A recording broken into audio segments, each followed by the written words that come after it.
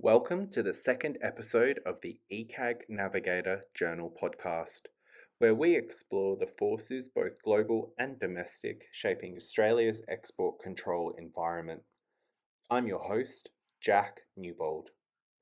In this episode, we turn to one of the most significant recent developments in international trade, China's tightening of export controls on rare earth and critical minerals.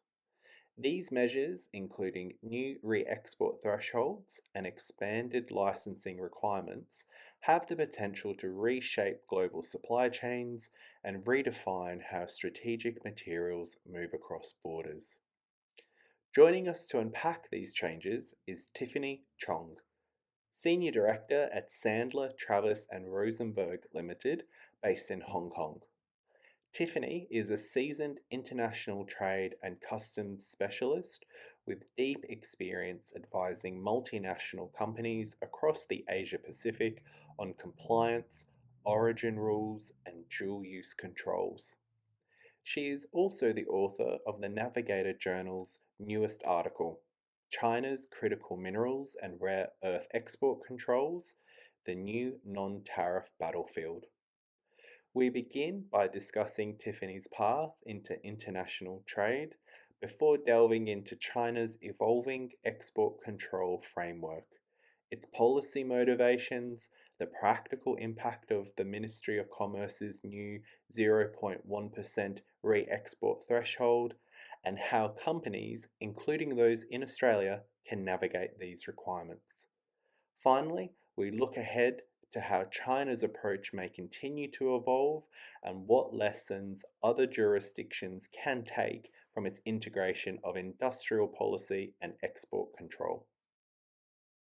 Tiffany, thanks so much for joining us. I wondered if we could start with, how did you get involved in international trade and customs compliance? Well, I started my career as a consultancy firm in Hong Kong. So that was a time when many overseas companies that they want to go to China, set up businesses in China. And that was a time that I kind of get to know about import and export because people want to buy from China. And then so after that, I joined Sandler Travis and Rosenberg. So this is a US law firm. So this actually gave me a bigger exposure to international trade. So it really opened my eyes, like how competitive this is for trade and custom. Because in the past, I thought things like import-export, but this is more than, classifications, valuations, export control. So that is how I kind of get into this. And then this is still fascinating to me, especially right now with all the, trade withdrawal between the U.S. and Chinese. So this is fascinating for me as well, still. China's export control evolution shows a shift from treating rare earths as economic commodities to strategic resources. How deliberate has this shift been from a policy perspective, and what objectives do you see as driving it? Yeah.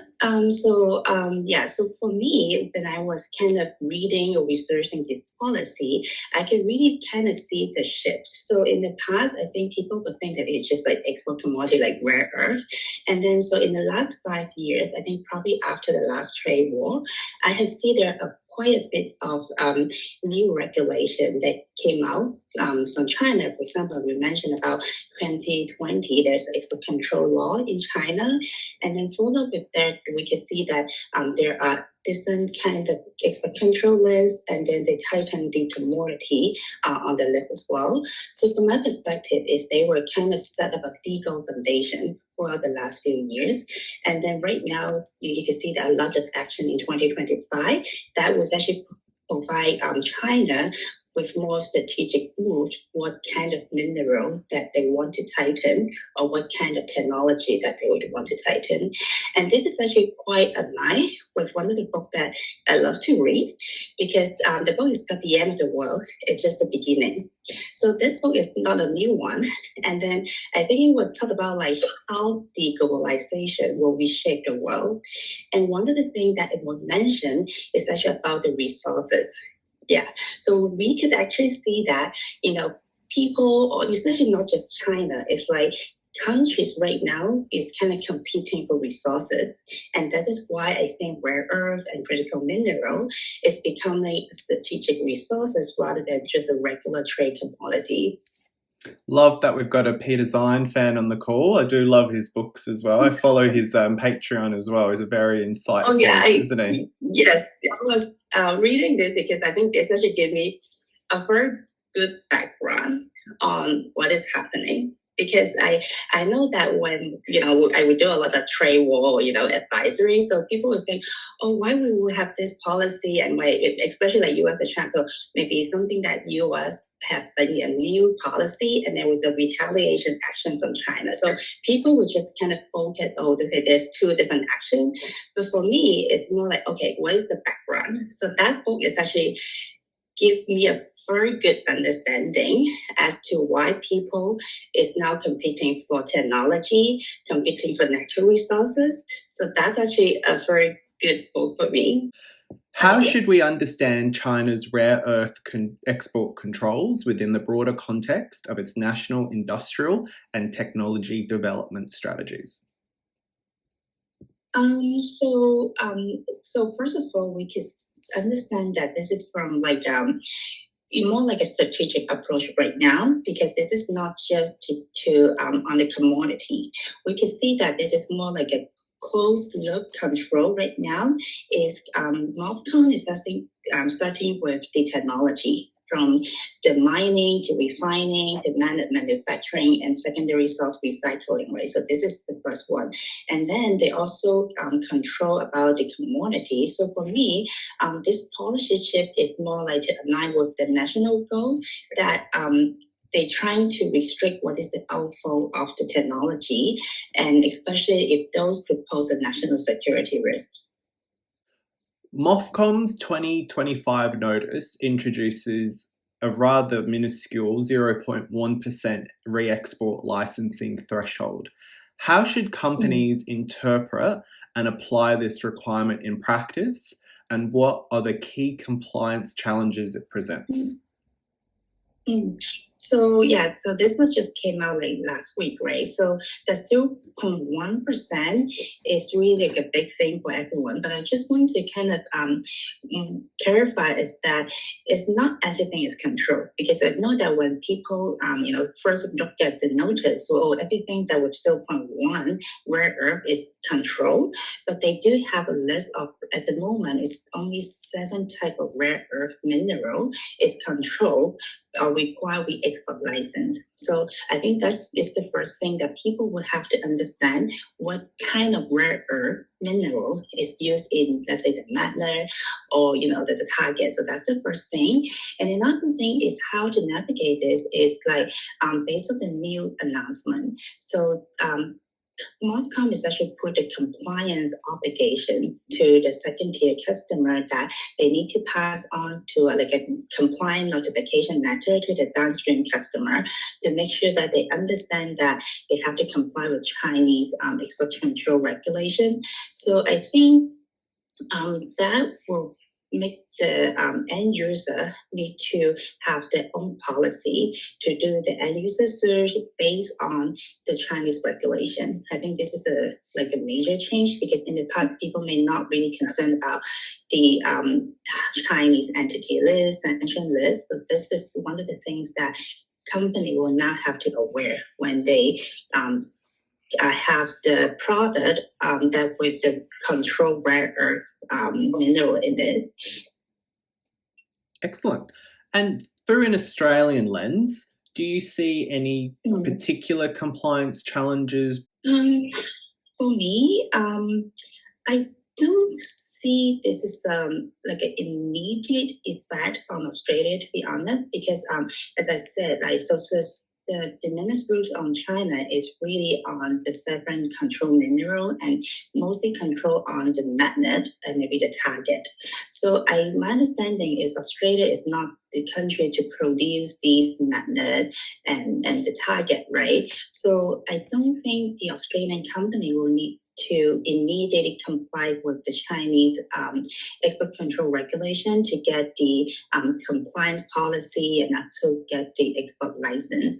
But I think it's more like how this would affect other downstream production in Australia, because the magnet, the target would be essential for all the other production, right? Let's say the semiconductor and also, other, EV car, things like that. So I guess it's more like how these additional layer licensing would affect the supply chain and maybe the manufacturing timeline. How does China's approach to dual-use items and technology transfer controls balance national security, industrial policy, and the facilitation of legitimate trade?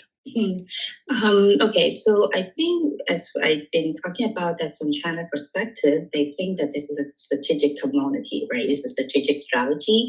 So of course, the first thing is the concern is on the national security. So I think from a China perspective, they will have a mechanism to control a certain entity, right? Let's say I mentioned about the military end user that is not going to get any of these commodity, the rare earth, and also the technology. And at the same time, for industrial policy, they do trying to have a more closer management from mining, from the refinement, from the coal in China as well. But I would think that at the same time, they still have the mechanism to facilitate like regular trade. The normal use of those rare earth materials. So this is why you can see that China still have the licensing system to allow people to apply for the license. The only thing is just that I think this is quite new for China, and from my perspective or experience, it's more like the application process is like more than the standard time, and the company are required for more documentation than what is listed on the regulation. I think it makes it more difficult with timeline, but I think China do still have the mechanism to facilitate regular use of the rare earth. Given the nuanced distinction between recoverable and embedded rare earths, what guidance can companies follow to determine whether a product falls under control? Yeah. So that's a good question, because I know when we talk about rare earth, it's really MOFCOM is really focused on whether this is recoverable, whether it could be taken out and resell. And so they do have guidance on what they think is an embedded rare earth that is after the deep processing, which means that it could be sealed already, or maybe is incorporated with the motor or anything that it cannot be taken out. So one of the things is company will have to identify or explain the process to MOFCOM, if they ask how this cannot be recovered. So this is the one thing that company will need to be prepared to explain why this is not controlled and what kind of deep processing is already go through. So that is why it's not controlled.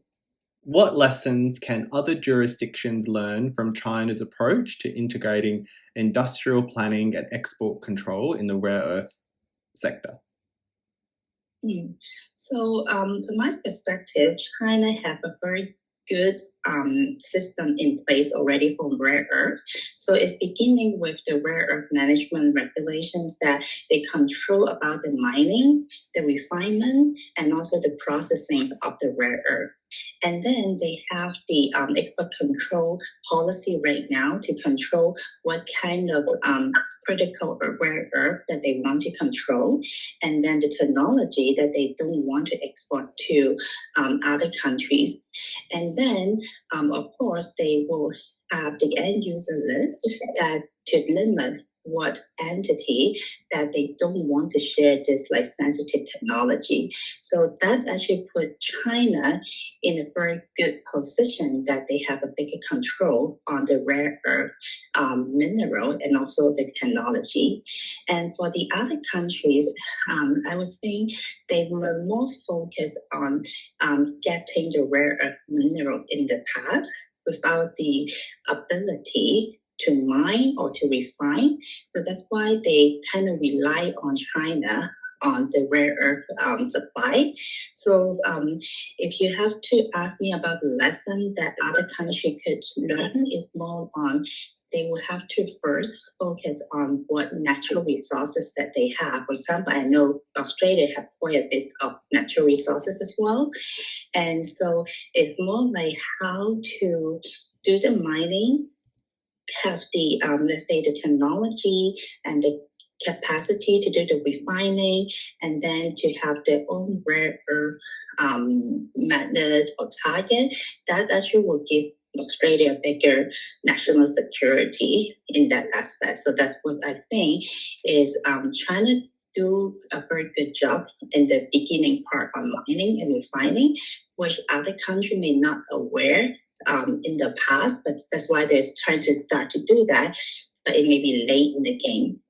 From a practitioner's point of view, what role do professional associations and legal advisors like Sandler, Travis and Rosenberg play in helping businesses navigate the rare earth export control environment effectively?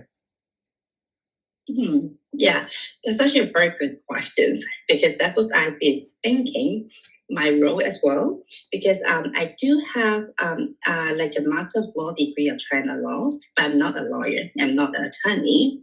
And if you notice that a lot of global trade compliance professional, they're not lawyers, right? And one of the things that makes us unique in our role is more like how to interpret these complicated rules and regulation and make it more practical and easier for people to understand how to follow this regulation. Because one of the things that I noticed is when, let's say, new law and new regulation come out, of course, there are a lot of explanation on the regulation. But when I kind of talk to the client, they have all those practical questions like, okay, what do they need to apply for license?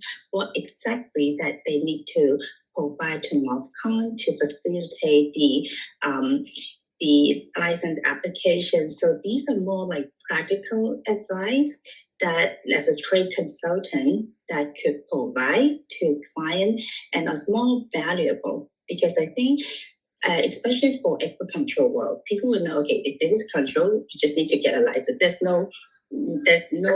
nothing that you need to think about, because if this is the control, you need to get a license. So that's just straightforward. But I think it's more like in reality, how to do it practically and to facilitate and to get the license is more the people or the company concerning, rather than just a legal interpretations of the new announcement or the regulation. So that was what I've been thinking about my role as well.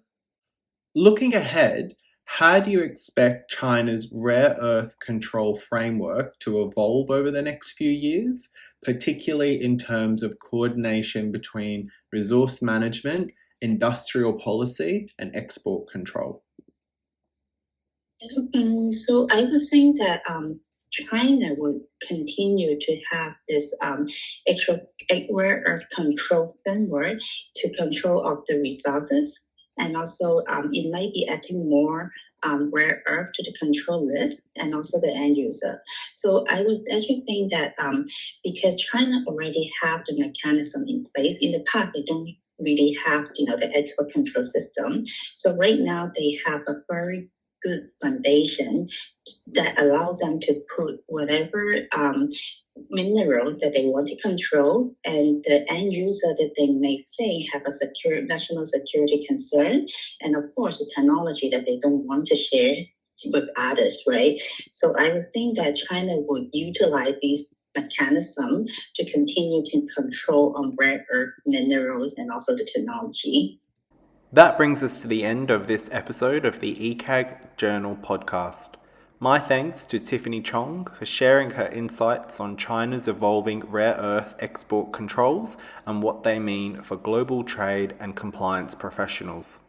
You can read her full article, China's Critical Minerals and Rare Earth Export Controls, the New Non-Tariff Battlefield, on the ECAG Journal at ecag.com.au. I'm your host, Jack Newbould. Thanks for listening, and we'll see you in the next episode.